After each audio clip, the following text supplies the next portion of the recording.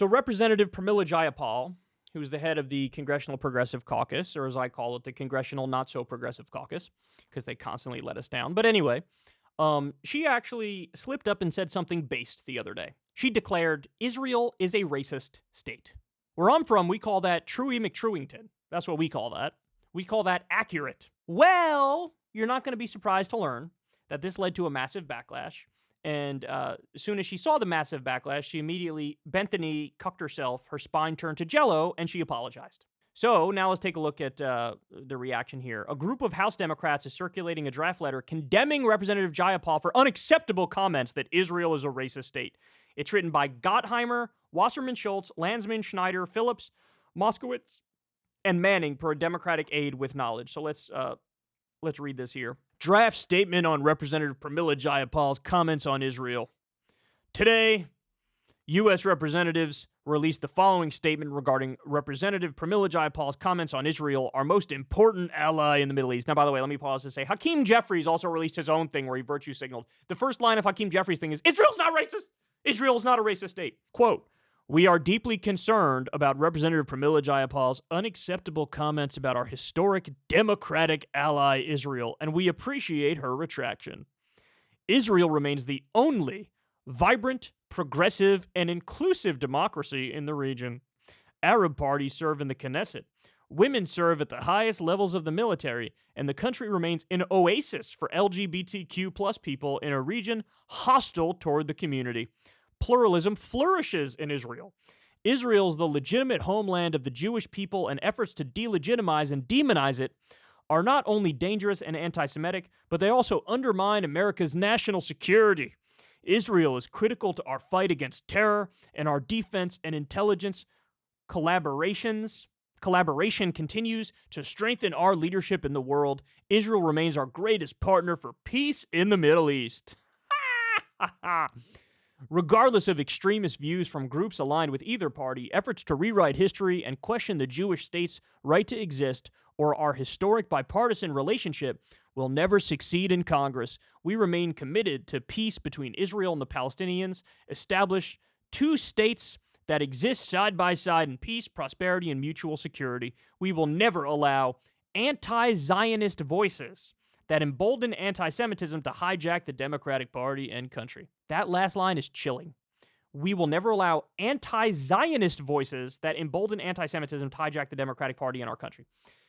Zionism is a Jewish state, having a Jewish identity-based state. That's what Zionism is. So if you're against having a Jewish ethno-state and or theocracy, then you are emboldening anti-Semitism. That's like saying if you're against having a Christian theocracy or a white ethno-nationalist Christian theocracy, that is emboldening, anti-Christian bigotry. That's absurd. You're just going to carve out and give a special exemption to one group of people to have an ethno-state and a theocracy. And you expect people to just shut their brains off and say, well, it's okay in this instance. Because in the past, the Holocaust happened. The Holocaust was horrible. But now they get to be repressive and oppressive against an entire group of people, the Palestinians. And I love the bait and switch that they do. Oh, there are Arab members of the Knesset. Do you have any thoughts on how Israel treats the Palestinians? Any thoughts on that? Any thoughts on the ban on interfaith marriage? Any thoughts on the apartheid state? Any thoughts on the slow motion ethnic cleansing? Any thoughts on the illegal settlements that are illegal under international law and are recognized by almost every other country? Any thoughts on that? No, you're not. You're going to play hide the ball. And you're going to pretend, a Democratic ally. You can't say, Democratic ally, Democratic ally, Democratic ally, and then at the end say, anybody who's anti-Zionism is anti-Semitic. Wait, I thought you said it was Democratic. You can't be a Zionist and Democratic. That doesn't work. Those things don't mesh.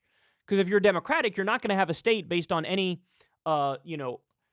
ethnicity or one religion. That is anti-democratic by its very nature.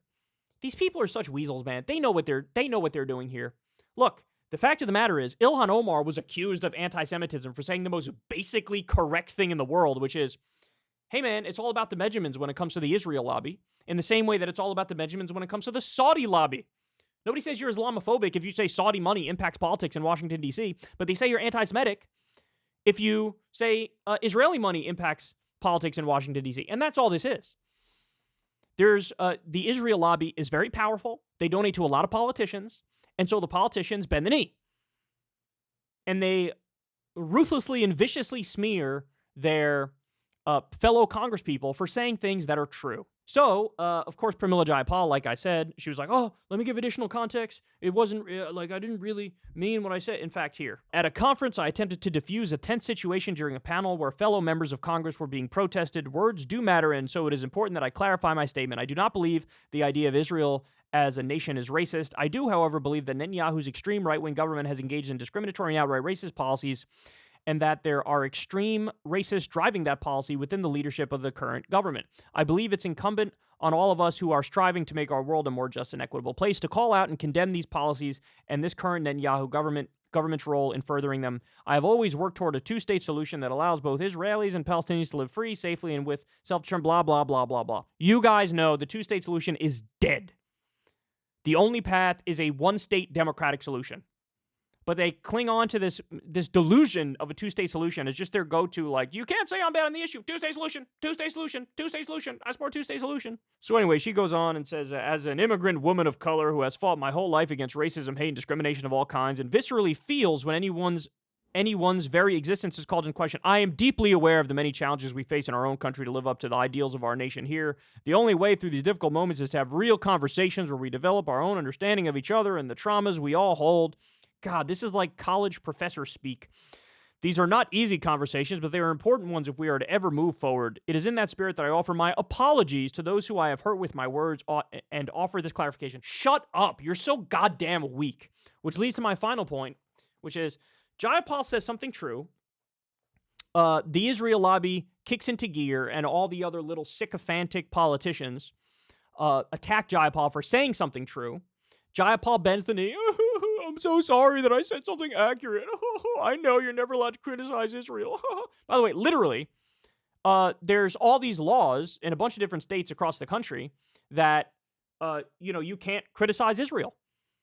Remember that? What was it? I was thinking, was that like Texas? There was like, you can't get hurricane relief money if you believe in BDS. Like, you have to sign something saying you're not going to criticize Israel. Like, there are more protections for Israel when it comes to speech than there are protections for the U.S. in our own country. Why? Because we believe in free speech.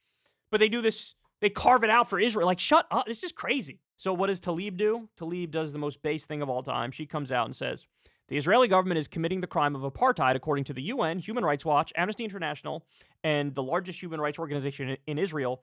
Apartheid is a racist system of oppression. In other words, it's accurate. Get over it. There's more outrage over somebody saying something true about Israel than Israel's actual crimes. It's insufferable. It's insufferable. So shout out to Rashida Tlaib for keeping it real, being honest, and screw Pramila Jayapal for bending the knee immediately when she knows she's right. She just doesn't want to hear the outcry and have the backlash. And look, they are weaponizing identity politics in a vicious and untrue and unfair way. And you got to call that out. This is something with the left, man. They never catch on to it. They never catch on to it. They never keep it real on this front. It is possible for somebody to use an identity-based argument that is just not true, where you go, stop it, wrong, that's bullshit. That's bullshit.